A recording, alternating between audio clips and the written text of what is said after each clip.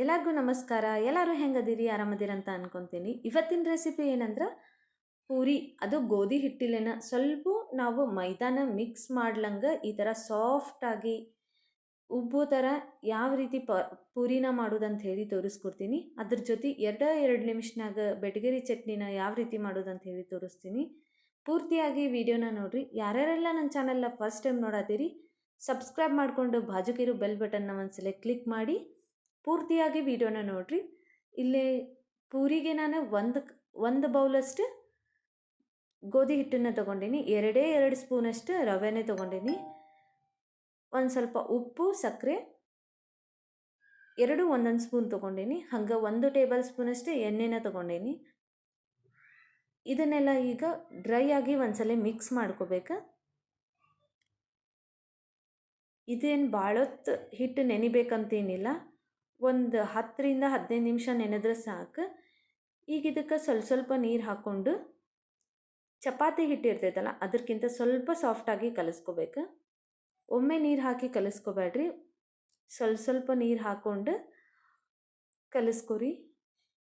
ಈಗ ಇದನ್ನು ಒಂದ್ಸಲ ಈ ಥರ ಒತ್ತಿ ಕಲಿಸ್ಕೊತೀನಿ. ಅಂದರೆ ರವೆ ಹಾಕೈತಲ್ಲ ಎಲ್ಲ ಕಡೆ ಚೆನ್ನಾಗಿ ಹೊಂದ್ಕೋಬೇಕಂಥೇಳಿ ಹಂಗೆ ಮಿಕ್ಸ್ ಮಾಡಿ ಇದಕ್ಕೆ ಒಂದು ರೌಂಡಾಗಿ ಶೇಪ್ ಕೊಟ್ಟು ಮೇಲೆ 1 ಟೇಬಲ್ ಸ್ಪೂನಷ್ಟು ಎಣ್ಣೆನ ಹಾಕಿ ನಾನಿಲ್ಲ ಒಂದು 20 ನಿಮಿಷ ಬಿಡ್ತೀನಿ.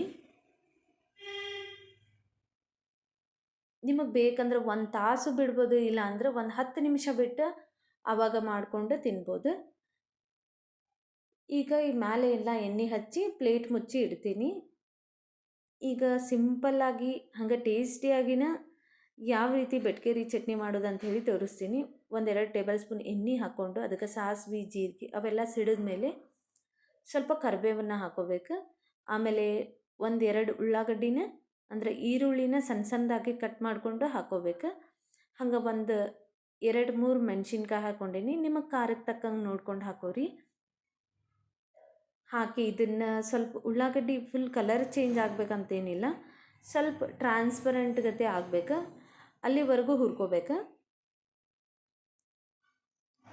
ಜಾಸ್ತಿ ಹುರಿದು ಕೆಂಪಾಗಬೇಕಂತೇನಿಲ್ಲ ಉಳ್ಳಾಗಡ್ಡಿ, ಹಿಂಗೆ ಹುರ್ಕೊತ ಇರ್ಬೇಕು. ಈಗ ಇದಕ್ಕೆ ರುಚಿಗೆ ತಕ್ಕಂಗೆ ಉಪ್ಪನ್ನು ಹಾಕೋಬೇಕು. ಹಂಗೆ ಇದಕ್ಕೆ ಸ್ವಲ್ಪ ಸಕ್ಕರೆ ಹಾಕೋಬೇಕು. ಸ್ವೀಟ್ ಮೇಲೆ ಇದ್ರೇ ಇದು ಚಟ್ನಿ ಮಸ್ತ್ ಅನ್ನಿಸ್ತೈತಿ. ಹಂಗೆ ಒಂದು ಅರ್ಧ ಟೇಬಲ್ ಸ್ಪೂನಷ್ಟು ಅರಿಶಿನ ಹಾಕ್ಕೊಂಡೀನಿ. ಹಾಕ್ಕೊಂಡು ಇದನ್ನು ಮಿಕ್ಸ್ ಮಾಡ್ಕೋಬೇಕು.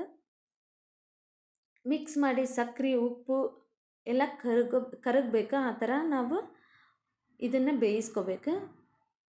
1ರಿಂದ 1-2 ನಿಮಿಷ ಬೇಯಿಸಿದ್ರೆ ಮುಗೀತು. ಸಕ್ಕರೆ, ಉಪ್ಪು ಎಲ್ಲ ಕರಗಿ ಇದು ಒಗ್ಗರಣೆ ರೆಡಿ ಆಗಿಬಿಟ್ಟಿರ್ತೈತಿ. ಇದು ಪೂರ್ತಿ ತಣ್ಣಗಾದ್ಮೇಲೆ ಪುಟಾಣಿ ಹಿಟ್ಟು ಅಂದ್ರೆ ಹುರ್ಗಡ್ಲೆ ಹಿಟ್ಟನ್ನು 4 ಟೇಬಲ್ ಸ್ಪೂನಷ್ಟು ತೊಗೊಂಡು ಅದನ್ನು ನೀರೊಳಗೆ ಮಿಕ್ಸ್ ಮಾಡಿಕೊಂಡು ಹಾಕಿ ಮಿಕ್ಸ್ ಮಾಡಿದ್ರೆ ಮುಗೀತು. ಈ ಬೆಟ್ಗೇರಿ ಚಟ್ನಿ ರೆಡಿ ಆಕೈತಿ. ಸಿಂಪಲ್ಲಾಗಿರ್ತೈತಿ, ಟೇಸ್ಟೂ ಅನ್ನ ಹೊತ್ತಿರ್ತೈತಿ. ಒಮ್ಮೆ ಟ್ರೈ ಮಾಡಿರಿ ನೀವು. ಇದು ರೆಡಿ ಆಯ್ತು. ಹಂಗೆ ನಮ್ಮ ಹಿಟ್ಟೂ ನೆನೆದಿರ್ತೈತಿ. ಈಗ ಈ ಹಿಟ್ಟು ತೊಗೊಂಡು ಒಂದು ಸ್ವಲ್ಪ ನಾದ್ಕೋಬೇಕು. ಜಾಸ್ತಿ ಏನೂ ನಾದೋದು ಬೇಡ.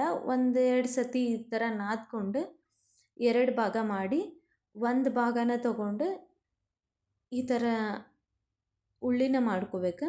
ಅಂದರೆ ಸಣ್ಣದಾಗಿ ಒಂದೊಂದು ಬೌಲ್ ಮಾಡಿ ಇಟ್ಕೋಬೇಕು. ಆಮೇಲೆ ಈ ಥರ ರೌಂಡಾಗಿ ಮಾಡಿ ಎಲ್ಲನೂ ಇದೇ ರೀತಿ ಮಾಡಿ ಇಟ್ಕೊಂಡ್ರೆ ನಮಗೆ ಲಟ್ಸೋವಾಗ ಈಸಿ ಆಗ್ತೈತಿ.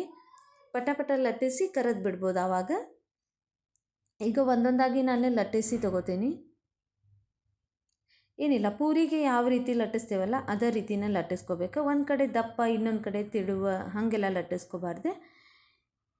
ಎಲ್ಲನೂ ಒಂದು ಅಳತಿ ಒಳಗೆ ಲಟ್ಟಿಸ್ಕೋಬೇಕು ರೌಂಡಾಗಿ. ನಿಮಗೆ ಯಾವ ಶೇಪ್ ಬೇಕು ಆ ಶೇಪ್ ನೀವು ಲಟ್ಟಿಸ್ಕೋಬೋದು. ಮತ್ತು ತೀರಾ ತೆಳ್ಳಗನೂ ಲಟ್ಟಿಸ್ಕೋಬಾರ್ದು, ತೀರಾ ದಪ್ಪಗೇನೂ ಲಟ್ಟಿಸ್ಬಾರ್ದು, ಮೀಡಿಯಮ್ ಲಟ್ಟಿಸ್ಕೋಬೇಕು. ಈಗ ಲಟ್ಟಿಸ್ಕೊಂಡು ಎಣ್ಣೆ ಒಳಗೆ ಹಾಕಿ ಕರಿಯೋದು. ಎಣ್ಣೆ ಪೂರ್ತಿ ಬಿಸಿ ಆಗಿರ್ಬೇಕು. ಆವಾಗ ನಾವು ಲಟ್ಟಿಸ್ಕೊಂಡಿದ್ದು ಪೂರಿನ ಹಾಕ್ಕೊಂಡು ಮೇಲೆ ಈ ಥರ ಎಣ್ಣೆನ ಹಾಕೋತ ಕರ್ಕೋಬೇಕು. ಈಗ ಹೊಳ್ಳಿ ಸಾಕಿದ ಕೂಡಲೇ ನೋಡ್ರಿ ಯಾವ ಥರ ಬಲೂನ್ ಗತೆ ಉಪ್ಕೋತೈತೆ ಅಂಥೇಳಿ. ಎಲ್ಲನೂ ಪೂರಿ ಇದೇ ಥರನ ಉಪ್ಕೊಂಡವು. ಒಂದು ಅರ್ಧ ತಾಸ್ದಾಗ ನಾವು ಪೂರಿ ಮತ್ತು ಆ ಬೆಟ್ಗೇರಿ ಚಟ್ನಿನ ಮಾಡ್ಕೋಬೋದು. ಒಮ್ಮೆ ಟ್ರೈ ಮಾಡಿರಿ ನೀವು ಈ ರೆಸಿಪಿನ. ಈಸಿಯಾಗಿಯೂ ಇರ್ತೈತಿ, ಟೇಸ್ಟೂ ಮಸ್ತ್ ಇರ್ತೈತಿ.